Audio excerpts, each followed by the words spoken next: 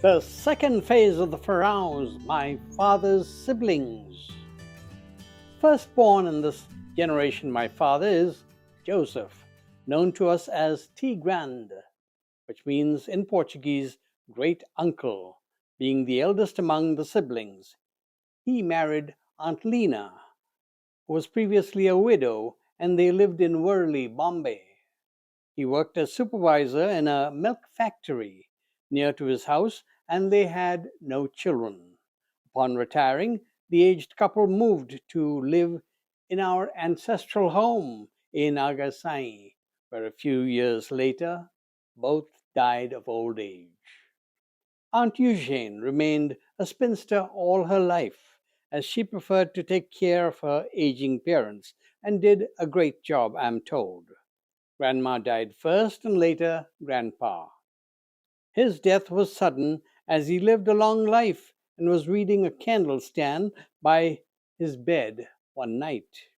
There was a strong wind that night, and the candle fell on his bed that ignited the entire bed, and he finally succumbed to the burns. What an end to years of hard working career. There was no electricity in the area at that time. Years later, Aunt Eugene died, and while my parents and family were in Delhi at the time, Holy Mass was offered for her soul in St. Mary's Church, Delhi. It was then that I saw my father in tears for the only time in my life, as he reminisced what Aunt Eugene did as sacrifice for her aging parents. It was a remarkable gesture by Aunt Eugene in that golden era. Aunt Shanna moved and lived with her husband Nascimento in Mombasa with two children. Charles had two sons, both boys, and his wife Liana. Daughter Jacqueline is not married till today, as she took care of her aging parents all her adult life.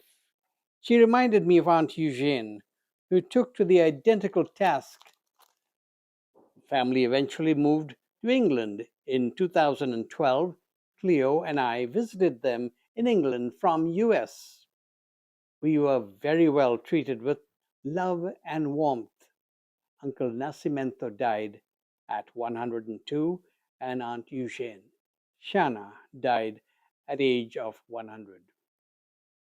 Uncle Cyprian, known as Patyu Sipi, became a priest at Pilar Seminary and moved on to Bombay, and was principal of St. Fatima High School at Amarnath for a number of years.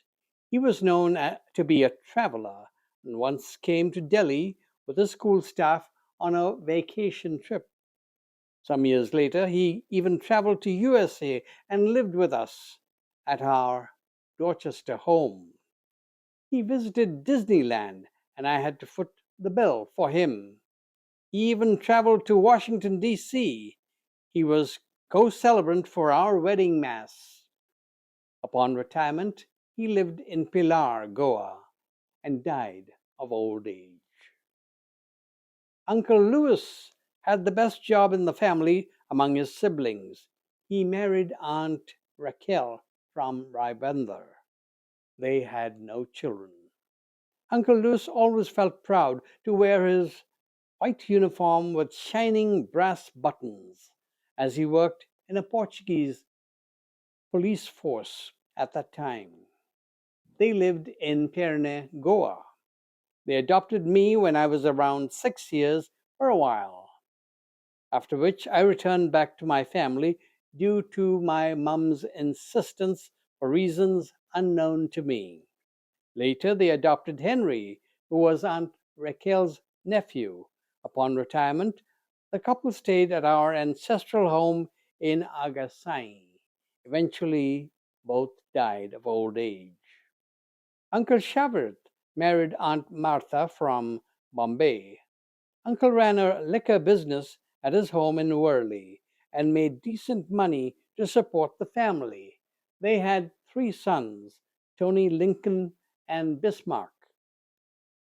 The sons formed a band of their own in their prime, known as the Challengers. It was a decent band, and they enthralled the crowd.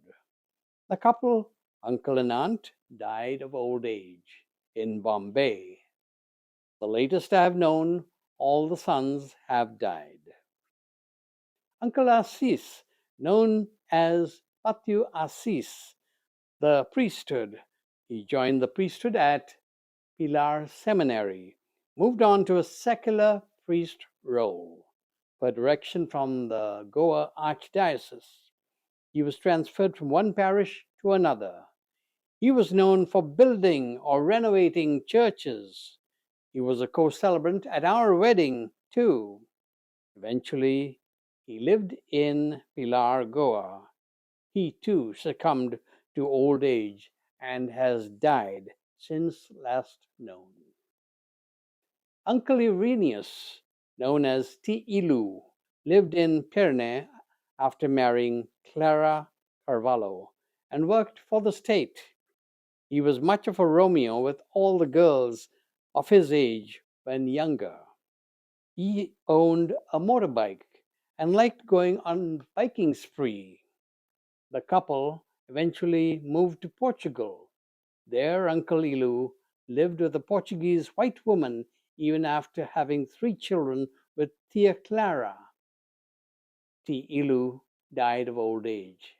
Nothing is known of Tia Clara, who I spoke to a couple of years ago over the phone. She always told me that Uncle Ilu is still my husband, no matter what he did living with that woman. Nothing is known of the other woman, too. My cousins still live in Portugal with their families. I do not have their details. When I called T. Clara, she always seemed to invite me to Portugal. Aunt Petush moved to Mombasa after marrying Andrew Rosario. They had 4 boys and 1 girl. Aunt Petush and family eventually moved to England and enjoyed a decent life. She loved gardening. My cousins are Brenda and husband Andy. The sons are Eddie, who married Cheryl, Mike married Ludi, and Bruno and Anthony. Aunt Petush eventually died of old age. So did Uncle Andrew. My cousins with family still live in England. In 2012, my wife Cleo and I visited them while in England. They all treated us very well with their family and had pictures taken with us. They are tremendous and great cousins. Uncle Douglas was adopted by the Ferrao family. He served on the Portuguese police force and always was armed with a gun when he lived in Agassani as part of his duty. After Aunt Eugene died, he lived alone in the Agassani house. He eventually died of old age. Not much is known of his family. As far as I know, none of my father's siblings nor their spouses are living. All have gone to their heavenly abode, except for Aunt Clara, that I do not know much of since I last spoke to her on the phone a couple of years ago. Thank you.